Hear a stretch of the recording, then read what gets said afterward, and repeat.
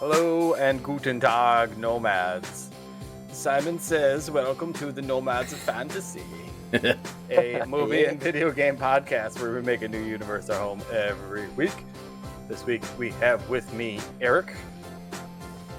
Hey, dickhead. Did I come at a bad time? We have Brandon. Attention, Niles is dead. I repeat, Niles is dead, dickhead. 2 dickhead quotes. Nice. Wow. I mean, Double if you dickhead. didn't know, those So are... much swearing in this movie. I was like, I can watch this with my kids in the other room, right? I had this cranked, and I was like, okay. And I forgot the whole N-word is just like painted on him. Yeah. Oh my god, this movie is More than I was paused. expecting. You know what? Yeah, kids go upstairs. If you didn't know, we were talking about Die Hard with a Vengeance, the third Die Hard movie. Came out in 95? 95, yep. 95, For the return of the director from the original Die Hard in this. John McTiernan. John McTiernan? Yes, thank you.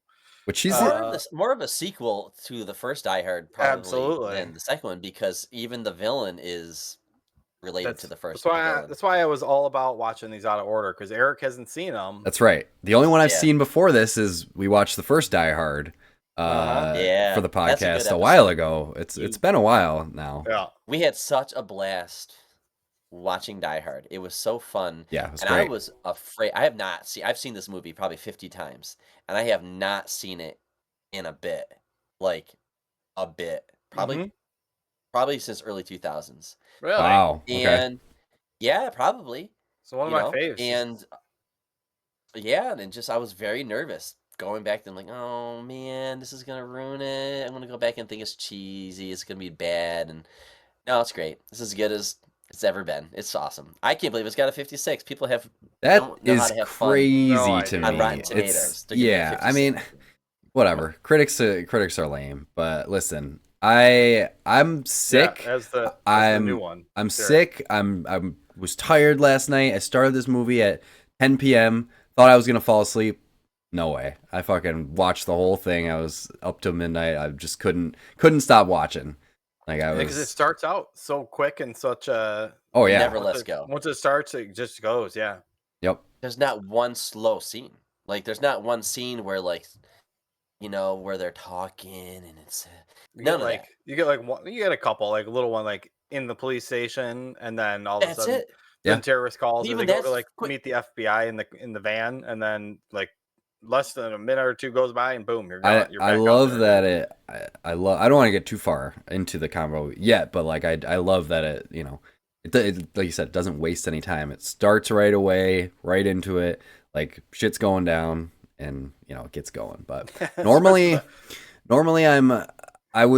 it's kind of a hard sell for me personally to go from like the first movie and then skip over the second to the third movie, just because I always like to watch stuff in order, like knowing there's a release second order, movie. knowing there's a second movie. But yeah, even so, watching this one, if I didn't know there was a second Die Hard movie, I wouldn't really know it, because I don't feel like I missed anything at all. That's probably why they didn't call it Die Hard 3. They called it Die Hard with a Vengeance. They just didn't even use the number. And like, I don't know. I thought that was interesting. Like they wanted to just it's a Die Hard movie. Yeah, I don't know. Like Bond, like James Bond, Goldfinger, so. I didn't know that Die Hard 2 it was Die Harder. I'm like, that's the subtitle. Okay, well. Yeah. That's a very dumb name. Not a bad movie, but I think 3 in my memory is the most. Like 1 is iconic. It's like what made this tough, like John McClane character, right? He's kind of like a really. It's iconic. Guy, it's classic at this point. But he can beat the bad guys, and same thing in this one. Like he's not big. He's not picking people up and throwing them. He's just It's not Commando. Mouth. Right. It's like Schwarzenegger's got that lane. He's got that covered. You got the wise mouth New York City cop, and I mean, getting to see him. I love this one too, because you get to see him like the first. I'll never spoil the second one, but the first movie, it's like the fish out of water, where he's like out in unfamiliar territory. He's in on the other side of the goddamn country. And this one, you get to see him on his home turf. You get to see him with his buddy cops, ripping on him. You get to see him fucking showing up, getting dragged out of work or dragged to work, all super hungover in the morning. Right? He's just like, not this shit again. Like through the whole movie, I was gonna ask you guys. You are more well versed in the Die Hard franchise than me. Is the third one generally received as like? Oh, obviously, like we said, one is like iconic. Everyone knows the first movie, but everybody likes after the first movie, is Die Hard 3 considered the best one? I think so. Me personally, I think 2 and 3 always get people like both. Yeah. Okay. I was. Anything after 3 though, generally people don't like. No, they're all not. They're not that good. I was 14 when this one came out, and to see a villain playing cat and mouse and playing this game across the city, to me, I was just at the right age. I thought that was really fun. Yeah. Teenage kids seeing this movie, I'm like, oh, this is cool. So I personally would say 1, 3, 2. I do recognize 2 as a good movie. I agree. Yeah, they're all. I mean, they're all diehards. I found out during the little research on this that the first 3 Die Hard movies are all based off of books. Yeah. I think I saw that. First one was 1979 book, Nothing Lasts Forever. The second one was like a passenger something book, and then this one was off of a screenplay or a book that somebody wrote called Simon Says. Yeah. They basically was like, this could work as a Die Hard. They were going to make it into a Lethal Weapon movie to start too, which you could also kind of see. Oh, gee, can't see. Oh yeah, buddy cop. This is a buddy cop. White guy, black guy, that dynamic too. Yeah. Like 80s, early 90s type stuff. Yeah, absolutely. We didn't even mention. We jumped right into it, but we didn't even mention why we are doing the Die Hard 3. Oh, that's true. Year of Bruce. We're still in the year of Bruce. Bruce. Oh man, yeah. So yeah, I mean, we've done, just to recap, Sin City, I think. What else did we do so far in the year of Bruce? We did Sin City, we did Looper, and now we're doing Die Hard. Yeah. Die Hard 3. Yep. Which something else, I think it's only been those so far, which, I mean, the year is almost half over, so we got to get going more on the year of Bruce. We got Unbreakable in the pipeline too, eventually, which great movie. So I'm excited to watch that one. But going back to Die Hard 3, with being my first time seeing this movie, experiencing it, like, I think I really like how it's sort of the same formula. Like, there's a bad guy doing bad shit. It's not really so much a hostage situation like it was in the first movie. It's more like a heist. I mean, there was still a heist in the first one, but like this is more of like a heist. It's felt more adventurous because, like you said, Brandon, they're going around all these different places in New York City. They have to, play Simon's game, play by his rules, or bad shit will happen. So I really did like that concept. And changing up the formula. I don't know really anything about the second movie, so I don't know how much they changed up the formula for that with that one either. And like, honestly, if it comes up in conversation, I don't mind if you guys spoil anything from the second movie. He says, yippee-ki-yay, motherfucker, before he kills the final person in the second movie. Really? Okay. That's good. Mm-hmm. It's all right. His thing. All right. Yeah. It's his catchphrase. Yeah. That's about all I'll give you. But there's a formula. Yes. There's always a giant tough guy that he's got to punch, in some way, but he won't kill. Somebody else has to kill him, I think, at the end as well. Just like it's fun, but it's like the fun of Die Hard. Like it does have a formula, but we enjoy it. And I see just changing the environment is like what, and introducing, he protects a building. The second one, he saves an airport. The third one, he saves a city. The fourth one, he saves the United States. And I think by the fifth one, he saves the planet. I was gonna say you gotta amp it up from there with this, especially long running franchise. But I think this third one, they did a really smart move in introducing a second character. This whole this whole buddy movie. No, man. Right. Samuel L. Jackson is kind of perfect for this. Yeah, they got together from Pulp Fiction, and I think Bruce specifically asked for Samuel L. Jackson to be in this movie as well. Oh, really? Yeah. I mean, they did Pulp Fiction was the year before. Together. This came out the year after. Yeah. This is in the heyday of Bruce, where like he was. This is a major hot shit. Major territory right here. Yeah, I thought Samuel L. Jackson is awesome in this movie. I thought they had great chemistry in this movie. Yeah, it's that perfect perfect back and forth dynamic. You know, I forget how much he's in it. Like it's his movie as much as it's. I mean, they're working together the entire time trying to figure out these puzzles together and solving them. And like honestly, it works because John McClane couldn't have solved some of these without Zeus, and like vice versa. So they had a good chemistry going. You know, and it's just classic buddy movie stuff where they're butting heads in the beginning, and then by the end they're in it together. And yeah. I thought their whole dynamic was great. I mean, I'll watch anything with Samuel L. Jackson, so I was. There's a lot of. I thought it was like natural the way they talk together, because you don't see this in a lot of movies where the two actors like talk over each other a little bit, where I don't know, it makes the dialogue feel more natural. I think I saw something on the director John McTiernan. Is that what it was? McTiernan. Yep. McTiernan. He has that in a couple of his movies, and it was big in Moonlighting that Bruce Willis was also in, where they would just yap at each other back and forth at the same time. But that's a style that is hard to pull off in movies. It's very rare to see that. They do this you gotta hear where both.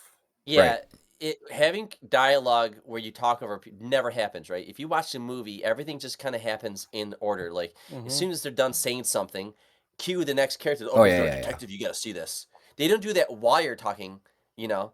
Unless they need to say detective, or captain, and they got to yell over somebody. But like, it's really hard, like you're saying though, to have two characters get their point across, and we understand the story, and they're freaking out. And I think it worked very well because of this chemistry that they had. Like when they're yelling, one of my favorite scenes is when they're figuring out the water jug puzzle. Yeah. Not only it's a fun gag or whatever in the story, you know, with the puzzle. It's a fun puzzle. It's a little quick.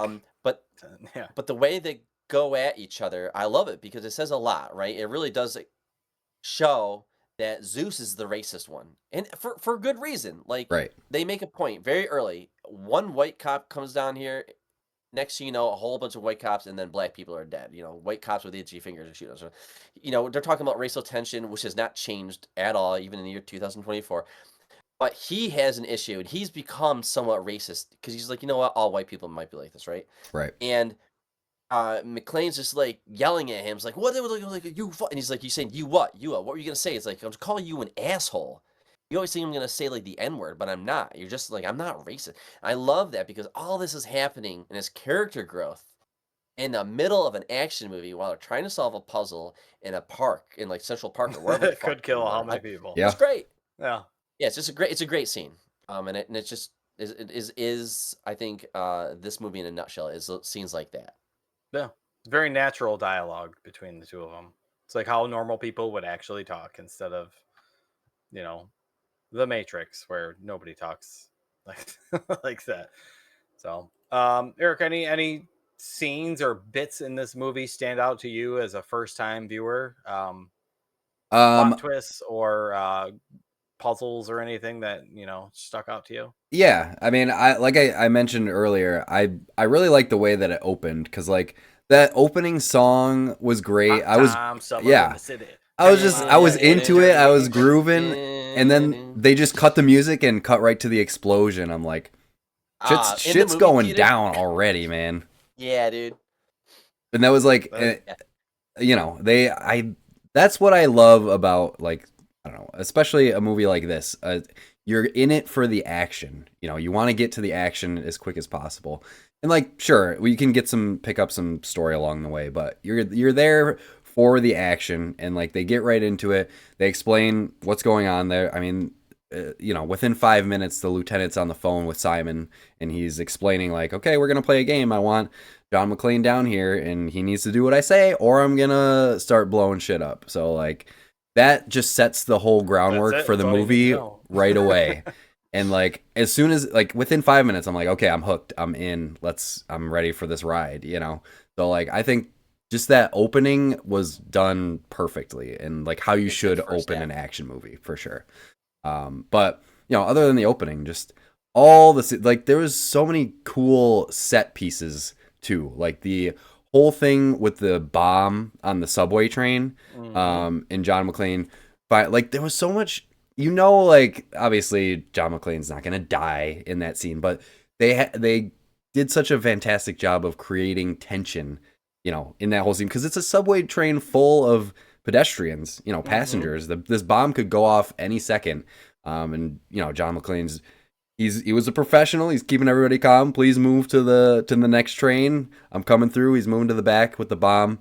He fucking throws it out at the last second, and then that whole, like, it looked really cool with the subway train like going off the tracks and destroying everything. That's probably great expensive ass set piece. Yeah, definitely. Yeah. So like 95, like we don't got CG like that these days. I think pretty much everything has to be practical effects in this. And it all looked so good. Like so many of the set pieces, like with the dump trucks and the drill that the Germans brought down into the subway, awesome. Fucking drilling into the Federal Reserve underground. Like it's so cool. I know. It was awesome. Apparently, I forgot all that stuff. The writer got like called by the FBI after they got a hold of the screenplay to be like, hey, so what's going on over here? Like, how do you know what's going on over here? He's just like, oh, I read some things and made up a screenplay, but the FBI gets involved. That's how you know it's a real true plot device right there. Oh yeah, definitely. That was cool. Did you see the twist coming through the movie? How they not just a revenge story, but also, I guess you get the heist first. Yeah, and then you get the big reveal later. They kind of jerk you around a little bit with, thinking that, yes, this is all just a revenge plot against John because we find out that Simon is Hans Gruber's brother. So, we're like, okay, this whole thing is just to get revenge on John because John killed his brother first movie. But no, we come to, soon realize that they bring in all these fucking construction vehicles. They break into the Federal Reserve, steal all the gold. And then there's like the plot thickens towards the end. Why did they have their own personal mutiny or whatever? Like, what was the backstabbing? Well, because the point of that? Simon wanted... Did you want to share it with the other guy's army? Yeah, Simon wanted this act... From what I picked up anyways, the other guy, Targo, which was like the explosives expert that he was partnering with, I'm assuming he told him like, okay, we're going to steal this money for a just cause so we can blow it all up and fucking redistribute the wealth of the world, Oh, so he didn't want to go. He wanted, he was a terrorist. Right. Or the other one's like, I'm actually a criminal. I just want I just want the money. Okay. Yeah. He said they do show. Right. Because the Targo guy, he thought that was the plan, just to blow up all the gold and, spread it in the river. But really, Simon just wanted to just keep the money and basically build up his army because he was like, we're an army with no country. And then tomorrow we find, we'll figure out what country we want to buy. Yeah, exactly. Yeah. So he had his own motives, even, within his own team. So that's where that betrayal came in. You wouldn't expect anything less out of a goddamn Gruber. Yep. Was right. So yeah, there's a couple twists in there. Cool, yeah, because that twist where you find out that he's the brother, like it legitimizes the making John run around and all that bullshit that he's making it do it. So it's kind of like a look at my hand over here while my other hand's a red herring over here, right? Technically, right? Mm-hmm. Sure. It's really not the plot. He really just did it as a distraction. Like, it was just like the icing on the cake. Like it's a. I think in the end he still wanted to kill John because he was expecting him to show up on the ship. Because even he even said at the end, like, to Zeus, like, oh, you weren't, I didn't invite you to the ship. So Zeus just happened to be there because he teamed up with John throughout this whole thing. Like, I think John, in the end, was supposed to end up at the ship anyways. But, I think ultimately Simon's goal was just to get the gold. And like you said, John was kind of a bonus if he had the time to kill him. Yeah, that scene is where I did notice some iffy well, CG, and they're climbing down the wire down onto the boat. Yeah. There's some green screen love there. And something I just remembered, I think the final confrontation, I think they were planning to kill John at the Yankee Stadium, because remember they had the sniper set up there. That was like, there was no game there. They just led them there to kill him, So like, right, get all the police to do the John McClane stuff, and like, oh, it's revenge. I'm using this revenge. It's not about getting revenge and terrorizing all that stuff, but really, it's a giant decoy. Because what I really want to be doing is steal from the Federal Reserve all the gold. See, and he would have, if he didn't catch him there, because that's when John splits up to go into the aqueduct. Yeah. And he sends Zeus to the thing. If they didn't split up right there, it could have been the end of we wouldn't have had any sequels. Right. And I think Simon wanted to kill John just to get him out of the way so he didn't interfere with his plans, So. Right. It's true. Well, while we're talking about Simon's plans and such, we should discuss, like, it is said that an action movie is only as good as its villain. Jeremy Irons' performance as Simon in this movie, because just from the voice and like the sheer physicality that he puts into it, like his smarmy little cockiness that he's walking around with. Yeah. It's the subtleties in his acting. Yeah. He's willing to get his hands dirty, unlike his brother, who was kind of a hands-off kind of guy. Yeah. Right. It's an amazing performance from Jeremy. Hey, both brothers put on an American accent. That's true. Yeah, he was those Clay, scenes are so right? Good. Wasn't he? Yeah. Yep. Charles Clay. I forget. In the first, yeah. I think that's right. I forget what Simon's name was, but he had like a southern accent. Yep, that was good. I like that. And that is a good infiltration too, because you're kind of wondering. That's when you still don't know what's going on. You see everybody going underground, and then you realize that they're going to meet up down there, and hilarity ensues from that. It's funny because like all those scenes, there's so many scenes in this movie, but the way they overlap them, these scenes are actually kind of long. Like I feel like we were at the bank for a while. We had to infiltrate the bank.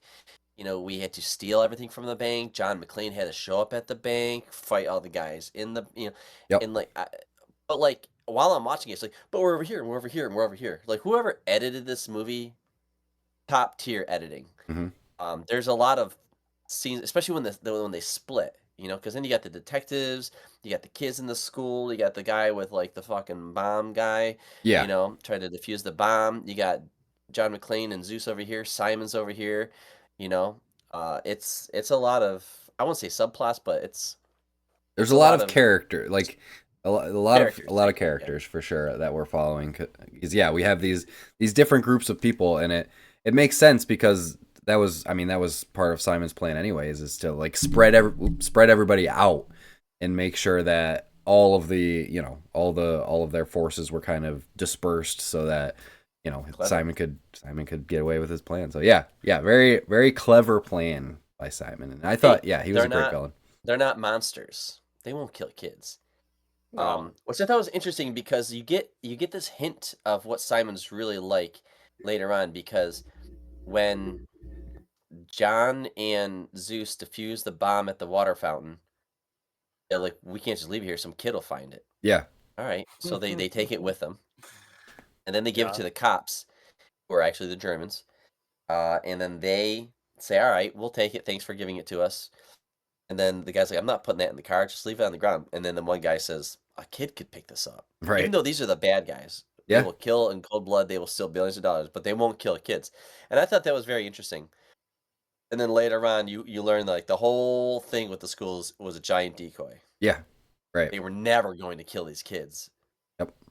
No, so it's nice because people like when the bad guys have a code in some way, Yeah, I thought there was a little bit. Just because I'm a bad guy doesn't mean I'm a bad guy. I thought there was some of that in the first Die Hard too, where they're kind of like they're business first kind of criminals rather than terrorists. They're not terrorists; they're just thieves essentially. I think it's a good time. Yeah, I think even at one point Simon says, I don't know if he says Simon says. I don't know if he says like, I'm not a bad guy, but I sometimes work for bad guys. I think he says something like that. So like, I could see that they have a code that they follow. And like, I not that you're rooting for the villains, but like, you know, it makes it easier. Well, I don't know. They just want to take money. They don't want to kill kids. Yeah. They don't want to ruin families. They just want to traumatize them. You know, that they could have been blown up. What do you guys think of Simon's death? I was just gonna bring this up. Hans Gruber was way better. Hans the Gruber whole end of the movie does feel kind of tacked on. Feels very rushed. I was looking at the clock. I was looking at the shot clock. It's like 15 minutes left. 2-hour movie. 15 minutes left. I'm like, they're like, oh, they just got off the ship out of the water. They're like, oh, we lost. He got away. Blah blah blah. And then he looks at the bottom of the aspirin. Right. I'm like, how? I was thinking to myself, how are they gonna wrap this up in 15 minutes? And like 6 minutes of that is credits. So really, it's like 10 minutes. Maybe he gets away with it. Right. That's what I was thinking. I'm like, they do hold it late. This is weird. But then he looks at the bottom of the aspirin bottle. He's like, whoa, they went to Canada. And then they just show up there. Yeah. So yeah, I thought the ending was probably the weakest part of the movie. And that ending was not in the books. That was a different ending than I believe was in the books. There was there you go find it on YouTube. There is a original ending where they actually they get away. Okay. And then John McClane shows up in like Hamburg, Germany, like 3 months later. And he says, I want to play a game with you, Simon. And he brings like a rocket launcher, but he like scraped off which direction the rocket shoots.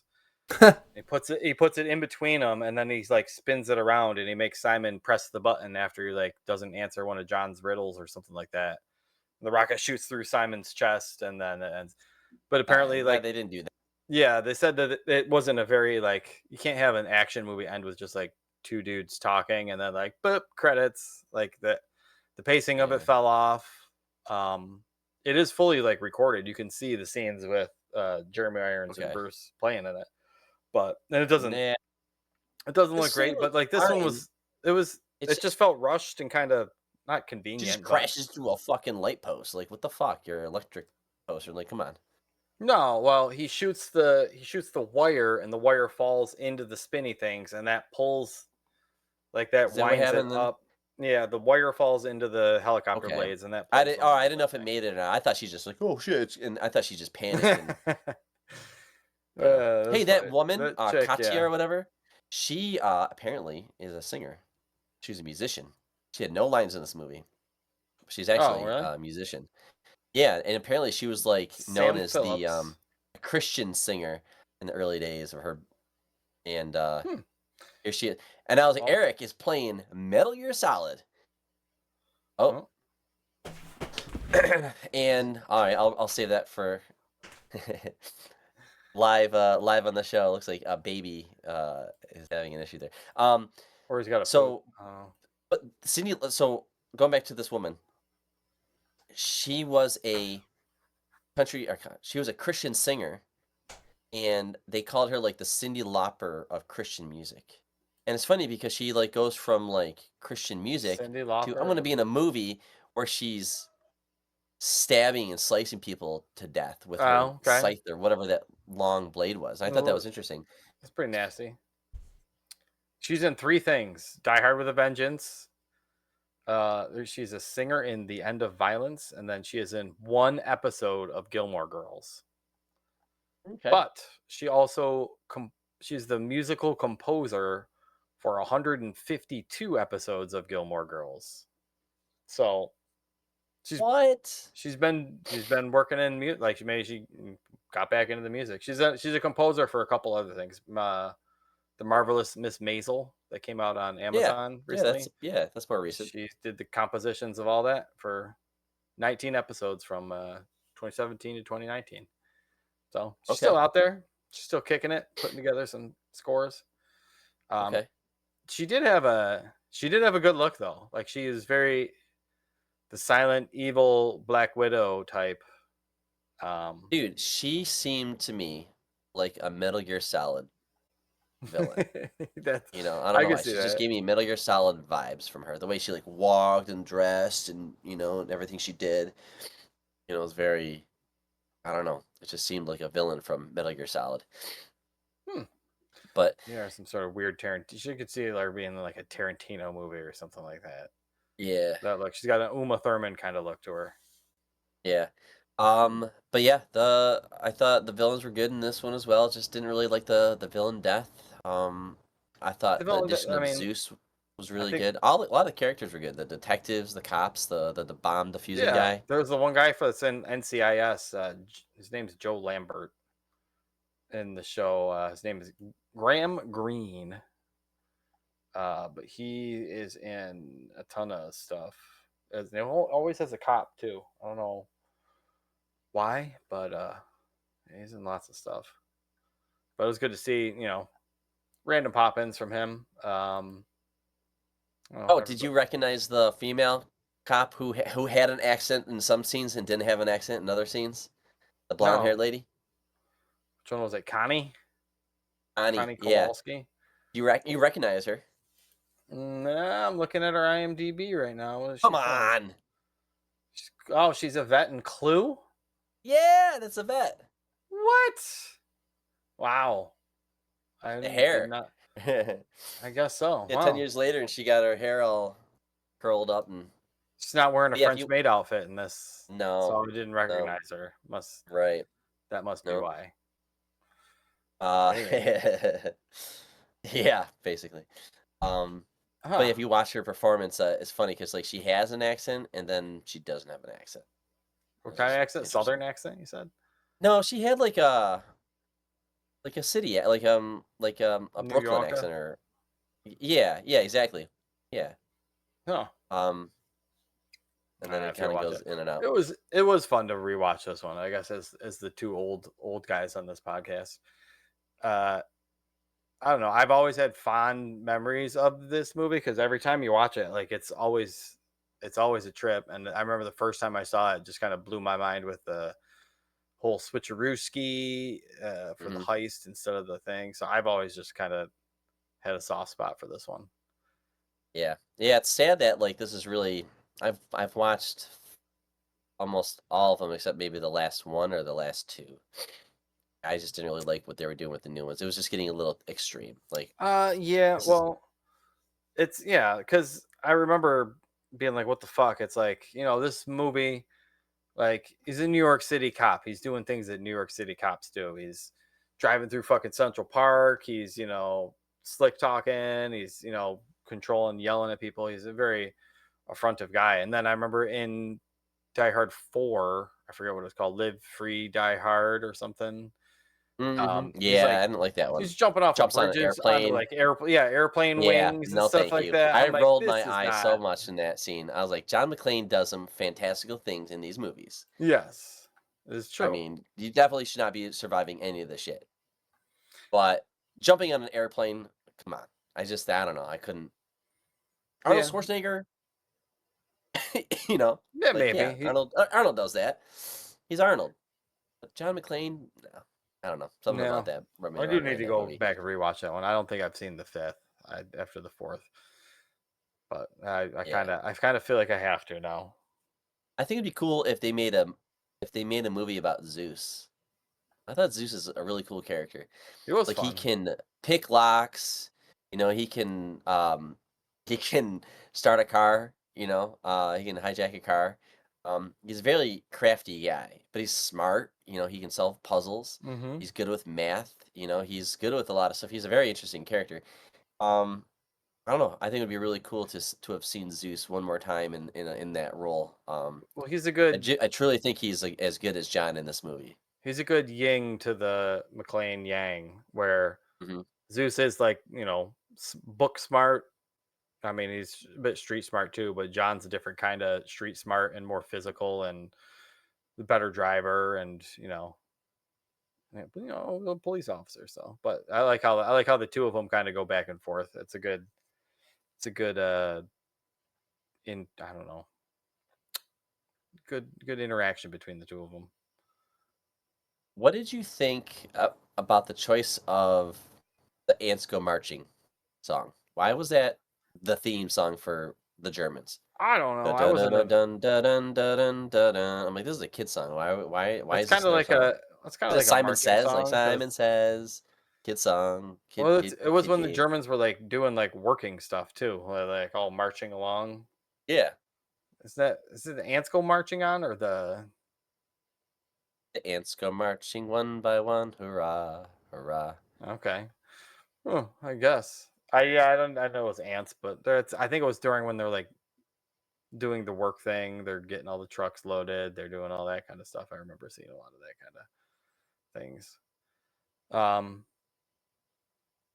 I don't know. I don't know what else we can get into here. I mean, McClane as always is great.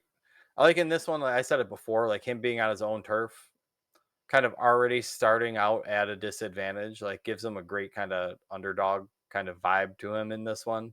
I mean, he's the underdog in the other one, all of the other ones, because essentially he's a one-man army, one person taking on an entire army of terrorists. He is the only one killing people in this movie. Like nobody else is really fucking coming close. He's so good at it though too. Like that elevator scene where he's going. Oh, I love it. He's going down. Laughs and jokes. He's like, "Oh God, would you play your lotto numbers?" Because he remembers the badge right number. Yeah, the badge number on the guy. He knew it was his buddy's badge. Yeah, I got my lotto tickets right here, and boom, boom, boom. He murders 4 people, and then he just comes tumbling out of the door with like all these bodies. Like it was. He did that to the guys in the tunnels of the aqueduct, where he was like, "Hey guys, you see 8 tiny reindeer and a big guy?" Oh yeah, just start shooting them through the door. What if you were wrong? I was thinking about that one, and like, what if you were wrong? Tony comes rolling out, yeah, because they had like a rear guard going on all the trucks to make sure that nobody messed with them. But yeah, that would have put a sour taste in McClane's mouth. He just went and murdered a couple innocent civilians. But he knew that nobody else was in the tunnel. The guy said that. Yeah, what was that guy's name? Perry or something like that? I don't know. I don't remember that. Gary or something like that? These guys in the trucks just kept ripping down the tunnel. Yeah, that was a quick scene. Well, the guy, he's like talking to that guy, and he's like, that's riding with him. Yeah, what was his name? Anyway, it doesn't matter, but it was just funny because he finally was the one that would know. He knows all this information. Yeah. He's the one that knew about which president was the 21st president. Which was? Do you remember? Chester A. Arthur? Or was Arthur? I believe so. Yeah, I think you're right. I gotta check my notes. I don't know why. Chester A. Arthur. That was gonna be my opening quote. Until which president was he? 35th? 21st, remember? 21st. Half of 42. Oh, okay. There you go. There you go. I don't see him on the IMDb page, so I don't know if we're getting to know Terry's name. We'll just call him Terry. I could do it live. Hold on. I have it loaded up on my phone. He's right here. He's still alive. He's Jerry Parks. He even had a last name, Jerry Parks. Jerry Parks. Played by the actor Joe Zaloom. He is 80 years old. Oh, damn. Good for you, Joe. Kicking it. Jeremy Irons is 75. Oh, shit. Bruce Willis is 69. Sam Jackson is 75. Graham Greene, he's the Canadian. He is police Canadian, detective guy. The other police detective. Yeah, he's like Native American guy. Yeah, he's great. I always feel like this is a 90s movie when I see that guy in it. I don't know why. He just seems like a 90s actor. He's the one I always think he's a police officer in everything that he's in. But... yeah, he's 72. A lot of these guys, but I looked at so I'm like, okay, well, they're all alive. Good for them. But like the detective or the captain rather, the what's his character's name? Larry. Mm-hmm. Inspector. He plays Inspector. I don't know. Well, anyway, he's like Arthur Larry Cobb. Brigman. He's 85. Oh yeah, mustache, Captain Mustache. 85, Captain Mustache. Thank you. I don't know what his actual title was. Arthur Cobb. I think he's like a police head of detectives or whatever. I don't know, something like that. He's a good it was just wow. Here's your badge and your gun kind of guy with that. Oh yeah, I won't say it. I'll throw it at you. I know. It's so like only in movies would you have a cop being like, "You're off of it. I need you back," kind of thing. It's just so like, and he's hungover and all, you know. It's so fucking 90s. It is very cliche. But it's great. Yeah. Well, and like, I mean, Die Hard kind of made its own subgenre. Because like in the early 90s and stuff, didn't they do a couple, like, didn't Steven Seagal have a movie where it was just basically like Die Hard on a boat? And wasn't like, I think there was a Harrison Ford movie where it was just basically like Die Hard on a plane with the president. And then like, I don't know, it's kind of its own kind of subgenre where it's like good guy in a place that's taken over by bad guys or like terrorists or something like that. And I gotta fight my fucking way out. That kind of stuff. Yeah. Yeah. So good on him. So nice. All right. Well, I guess why don't we take a break here? We'll give Eric a minute to come back. We'll see if we get any more thoughts from him in the third act, but we'll take a little pause here. And well, with Eric not being able to pause the stream, I'm gonna step away from this TV for a second and computer for a second, and yeah, we'll circle back right after this. And we're back for a little game of Nomad Says. Nomad Says. That's a nice name, David. You guys are going to. I will let you guys play together this time. Put your heads together, because just like John and Zeus, we're gonna have Eric and Brandon. Yeah, I'm Zeus. Oh, okay. I'll be John. That's fine. Yeah. But play a little game. We're gonna go through some riddles to see if you guys can answer, or if the bomb blows up and you guys all get vaporized into little bits and pieces. Oh boy. I do like that one scene by the door. They're so like afraid of these bombs going off. They're like, they jump on the ground and they're like, and nothing happens. That was good. That was the trash can scene. Yeah. That was good. I love that. Yep. Well, before we get into that, I had to. I'm sure you guys mentioned I had to leave for fatherly duties, but I did want to just recap my final thoughts. Get in there before we move on. Overall, really love this movie. Horrible movie. Horrible movie. Hated it. No, no. It's really hard to compare the first one and this one because you want to say the first one is better just because it's classic and iconic. But being honest, I might have enjoyed the watch on the third one more than the first one. I really enjoyed the first one too, but like I think the third one. I love the first one. I think this one was just more dynamic. It kept me interested, like right from the jump. It has like one of the strongest opening that I've ever. Yeah, one of the strongest openings to an action movie that I've seen in a while. So yeah, I just wanted to wrap up my thoughts on it. Say it was awesome. That. I didn't even know. Yeah, that's cool. That's interesting. Which it makes me want to watch the second one so I can just compare the trilogy there. You know, second one. It's another reason why I wanted to watch this one now is because it also takes place during the summer. Second one takes place during winter, so that's probably a good one to watch. That's a good cozy winter movie. All right, we can close. Maybe we close off Year of Bruce with his second movie. Let's do it. Second Die Hard. Yeah. I mean, we hit them all up. I don't remember if that one's. He would want. You'd want us to close up. I think it's a holiday movie. Die Hard 2. Sweet. Yeah, I think so. I think it's Christmas or New Year's again. I think he does do it on like. It's somewhere around there. Yeah. So. Sweet. All right, riddle me this, Nomads. Nomad says. Nomad says. Nomad says. How many sides has a circle? How many sides has a circle? I'm just reading it as it says. How many sides has a circle? Some of these may be from the Riddler as well, not just from goodhousekeeping.com. Okay. I got some Batman riddles up in here. So if they seem how many sides tricksy, because the Riddler is known for being a little tricksy. How many sides has a circle? That's how it reads. How many sides has a circle? Yeah. I would say 1. I mean, if we're talking practically, yeah, a circle is a 2-dimensional object, so I would say 0.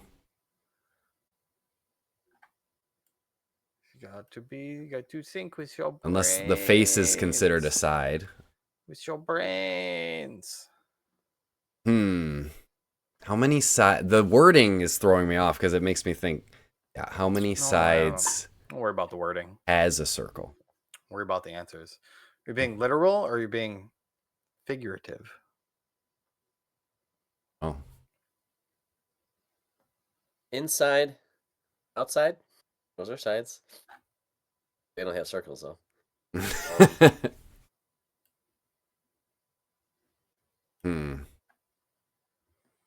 Time is running out, nomads.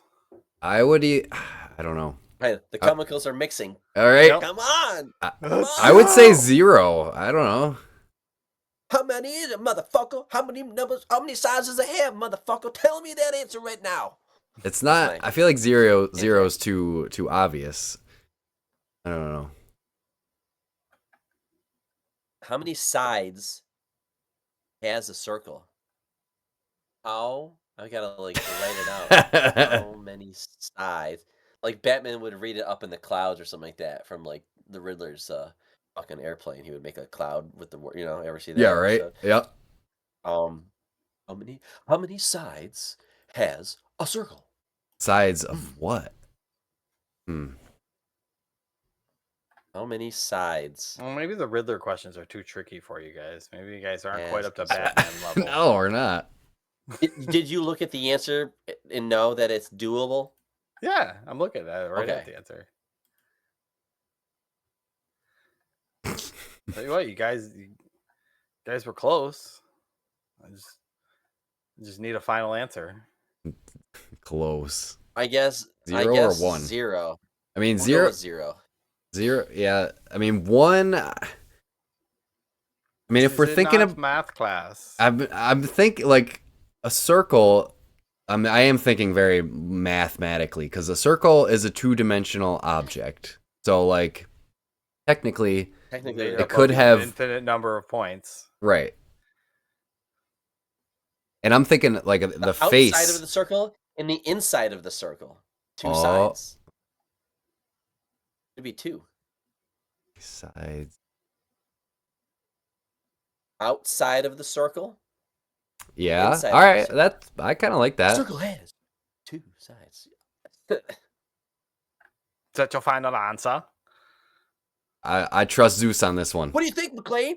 Is it fucking 2 sides or not? Fuck it. All right, we're going with 2 sides, dickhead. That is correct. An inside and an outside, Brad. Zeus, my boy. Very good. Good job. Very good. It took a little prodding to get you in that direction, but we got you there. Good. I mean, I came up with the inside outside. Yep, that was good. I know that was good. You strayed away from it. You're like, nah, it's 2 dimensions, and I'm like, right. Yeah, good. Get back good one. Right. Very good. You guys are close to Batman. All right. Gotta have my partner. No. This is doing a best of 5, so you guys are up 1-0 in the Simon Says game. All right, here is another one that is doable, we'll say. Riddle me this, nomads. What can you catch but not throw? Cold, yeah. That's the first thing I thought of too. We both have. We're both sick. Now, yeah, that's a top mind, man. Exactly. I literally said to myself, I think I caught my wife's cold. Yep, I caught it, baby. That is correct. I thought I gave you that an easy one. That's a softball. All right, we're going back to the Riddler ones because those good housekeeping ones are too fucking easy, apparently. All right, let's get our Batman investigative goggles on. All right, let's see.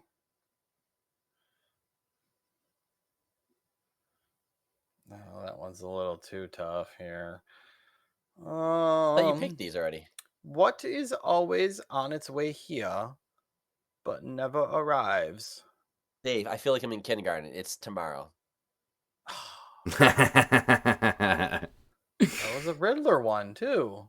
Yeah, that was easy. Riddler needs to step his game up. All right, best of 7 now. Why is it best of 7? Got you pegged, Simon. We won because you got 3 way too quickly, so I bumped it up an extra level of difficulty. There are some motherfucker. That's not the there are some hidden puzzles, some hidden riddles. Let's see.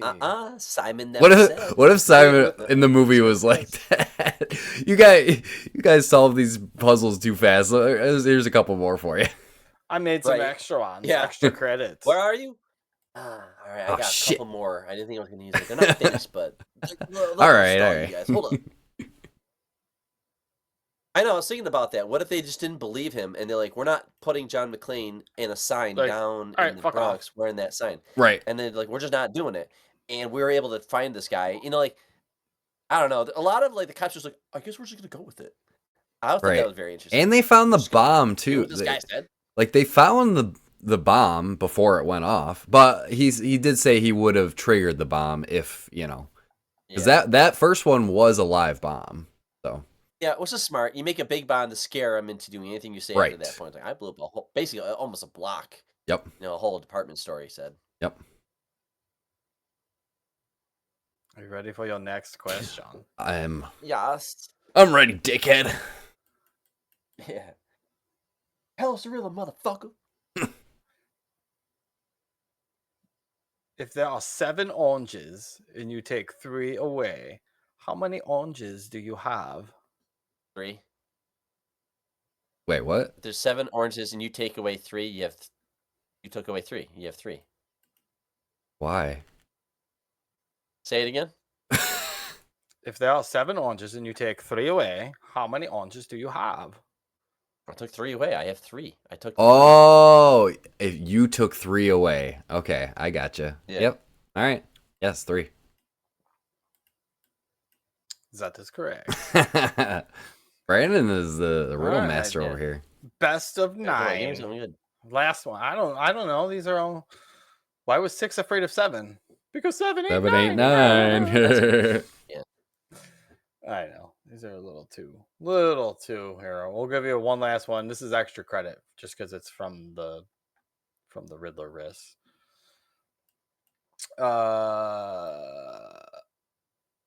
What do you call a tavern of blackbirds? Birds.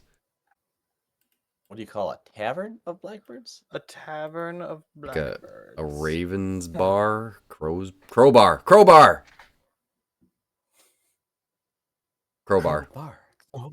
Yeah. That is correct. That is correct. Okay. You guys are fucking riddle masters. I just picked the shittiest game apparently. Or I should have separated. Listen, you two we got you guys fight over. We got Zeus and John McClane over here, master riddle solvers. You guys kind of crushed that quite well. So congratulations. You, I guess, as a prize, do not get vaporized. Yes, we don't get blown up. We get. Nice. Do we get to have that piece of gold that you can take one with you? So desperately wanted. Yeah, that was pretty fun. Right, that one gold bar. Yeah. You're like, he'll be pretty happy when he looks in the back seat. Oh, that was my gold bar. Yep. I love it.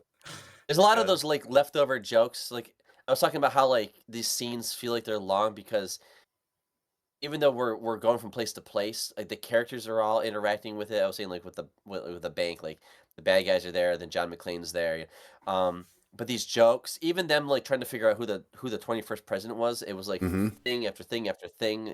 Finally find somebody who can answer it. There's a lot of good throughout jokes. The whole day, the hangover. Yeah.